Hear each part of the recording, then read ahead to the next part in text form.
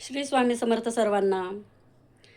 तुम्ही कधी-कधी मंदिरात जातात, तर मंदिरात जाताना कधीही तुम्ही मंदिराच्या बाहेर कोणी व्यक्ती जर बसलेली असेल, ती जर पैसे मागत असेल, तर तिला पैसे देण्याची चूक कधीही करू नका.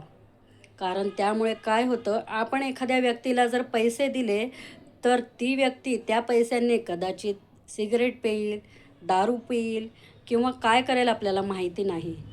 पण ती ते कर्म जे करेल ना, त्याचा दोष आपल्याला लागतो. म्हणून तुम्हाला कोणत्याही गरिबाला किंवा मंदिराबाहेर बसलेल्या व्यक्तीला काही द्यायचं असेल, अन्नदान करा, वस्त्रदान करा, असं करा. पण पैसे दिल्यामुळे आपण त्यांचं कर्म विकत घेतो आणि त्यामुळे आपल्या अंगावर किंवा आपल्या स्वतःवर तो दोष ओढवून घेत असतो. आणि अचानक येणारं संकट आपल्याला समजत नाही की हे कसं काय आलं म्हणून. म्हणून ही गोष्ट लक्षात ठेवा. कधीही तुम्हाला दान द्यायचं असेल तर अन्नदान, वस्त्रदान, दानाचं स्वरूप असं ठेवा.